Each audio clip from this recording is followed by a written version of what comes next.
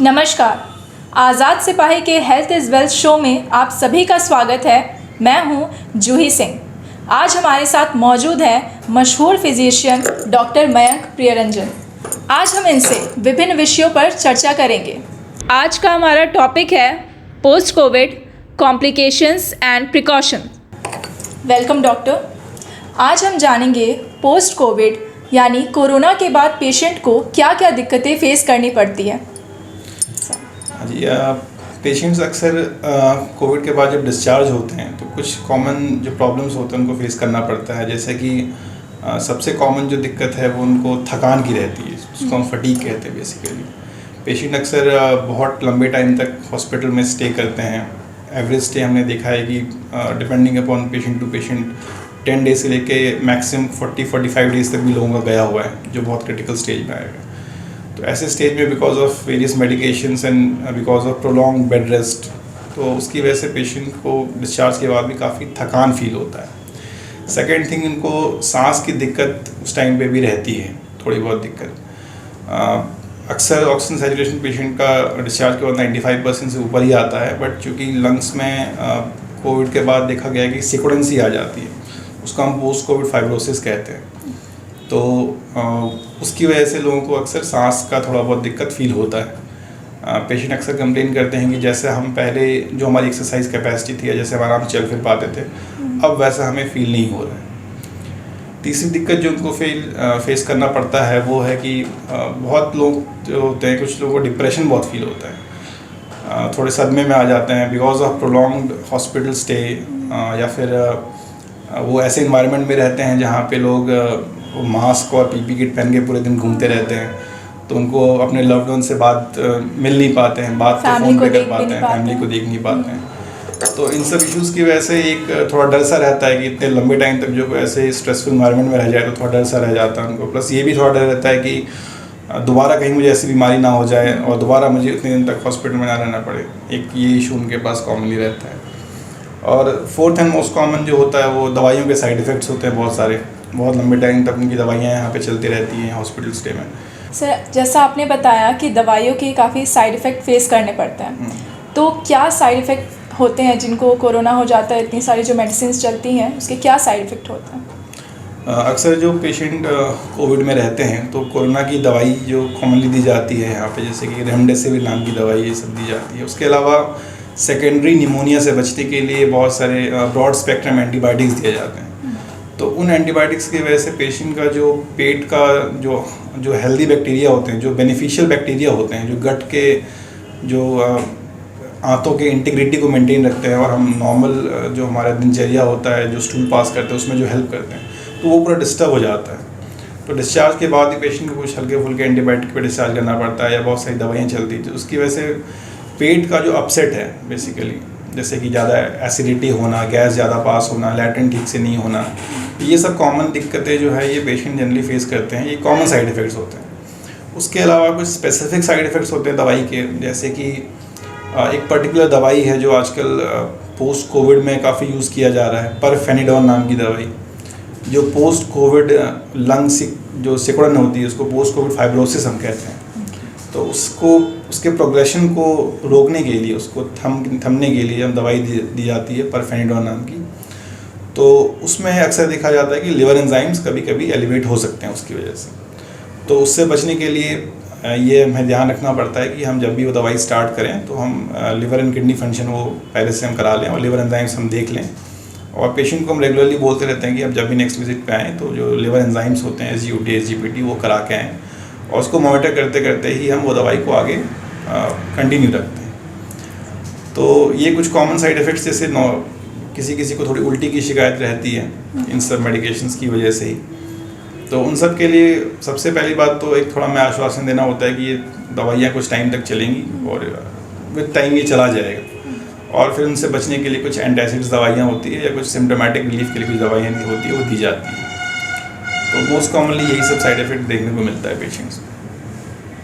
Sir, इसके लिए कोई एक्सरसाइज या कुछ जो इससे रिलेट करता हो, जो इसको रिकवर करने में हेल्पफुल हो? देखिए, in general in general Covid में जब पेशेंट एडमिट भी रहते हैं तो हम फिज़िकल एक्टिविटी थोड़ा प्रमोट करते हैं कि पेशेंट अपने बॉडी का मूवमेंट जितना ज़्यादा रखे उतना हमारे लिए थोड़ा अच्छा है, ताकि इससे ऑक्सीजन का जो डिस्ट्रीब्यूशन है लंग्स में वो बराबर रह सके। सिमिलरली जब हम पेशेंट को डिस्चार्ज भी करते हैं तो कुछ स्पेसिफिक फॉर्म्स ऑफ एक्सरसाइज हैं वो हम एडवाइस करते हैं। तो जनरल फॉर्म ऑफ एक्सरसाइज में तो जैसे कि हम बोलते हैं कि जैसे कि आप एक्टिविटी थोड़ा ज़्यादा रखिए बॉडी का, जितना आप टॉलरेट कर सकते हैं बिना आपका सांस फूले हुए, आप जितना बहुत वॉक कर सकते हैं वॉक कीजिए। तो ये एक जनरल फॉर्म ऑफ एक्टिविटी है। इसके अलावा कुछ स्पेसिफिक फॉर्म्स ऑफ एक्सरसाइज जो हैं, जैसे कि हम कहते हैं उनको कि आप जैसे घंटे 2 घंटे पे आप करवट अपना बदलते रहें और पेट के बल लेट जाया करें, जैसे प्रोन पोजिशनिंग कहते हैं। तो ये हर 2 घंटे पे 1 घंटे पे ऐसा करने से जो ऑक्सीजन का डिस्ट्रीब्यूशन है वो लंग्स में एक प्रॉपर मात्रा में रहता है और लंग्स के हर एरिया में ऑक्सीजन का प्रॉपर प्रवाह रहता है उसमें। सेकेंड थिंग कि हम एक इंसेंटिव स्पायरोमेट्री नाम का एक एक्सरसाइज होता है, बेसिकली लंग्स का एक्सरसाइज होता है, जिसमें कि कॉमन शब्दों में कहें तो गेंद फुलाने वाला एक्सरसाइज कहते हैं उसमें, जिसमें एक स्पायरोमीटर होता है, इसमें 3 गेंदें होती हैं, उसको आप फूंकते भी हैं और सांस खींचते भी हैं। तो इनिशियली जब पेशेंट्स डिस्चार्ज होते हैं तो कभी कभी 1 या 2 बॉल फुला पाते हैं, फिर धीरे धीरे कैपेसिटी उनकी बढ़ती है तो 3-3 बॉल तक वो ऊपर फुला पाते हैं। तो ये कुछ स्पेसिफिक फॉर्म्स ऑफ 2 एक्सरसाइज हो गए। और एक जनरल एक्सरसाइज में तो हम कहते हैं कि आप अपनी एक्टिविटी को मैक्सिमम रखो, जितना आप टॉलरेट कर सकते।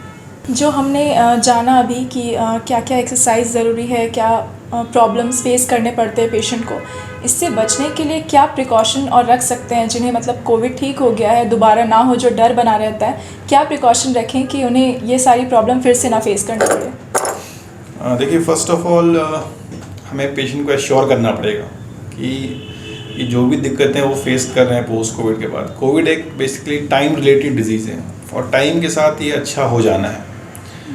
मैक्सिमम 99% ऑफ इश्यूज जो पेशेंट फेस करते हैं वो with each passing time, with each passing day, with each passing week वो इम्प्रूव कर जाता है।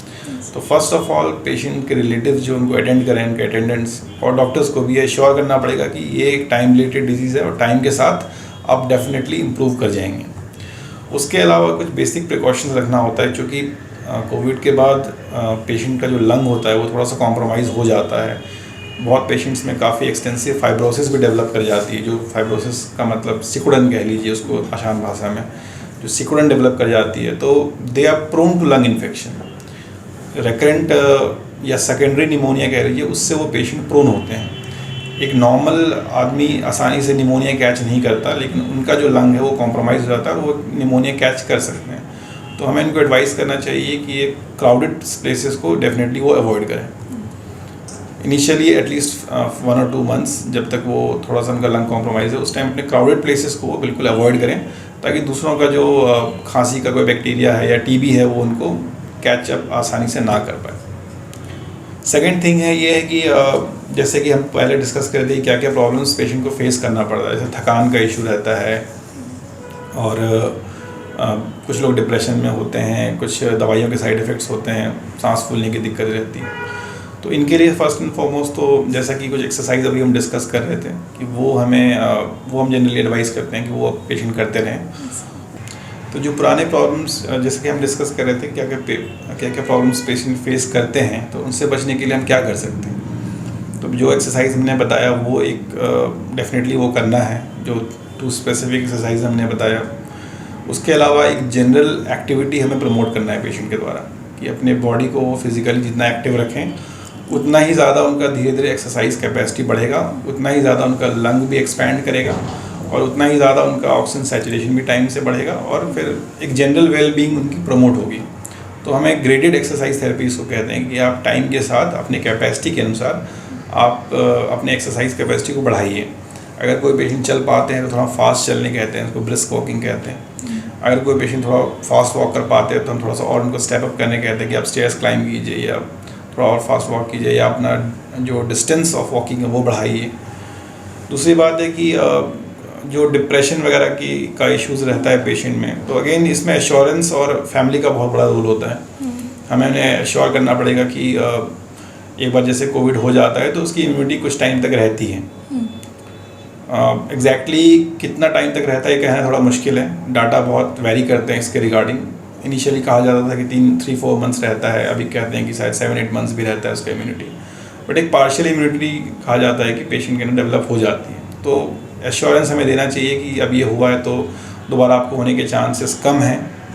दूसरी बात है कि हमें उन्हें मेंटली स्ट्रॉन्ग करना पड़ेगा, उनको थोड़ा सा आश्वासन देना पड़ेगा कि ये जो सारी दिक्कतें हैं आपकी, जो आप साइड इफ़ेक्ट्स फेस कर रहे हैं, वो सब टाइम के साथ चली जाएंगी, फिर दवाइयाँ भी बंद हो जाएंगी और धीरे धीरे will resume a very normal lifestyle.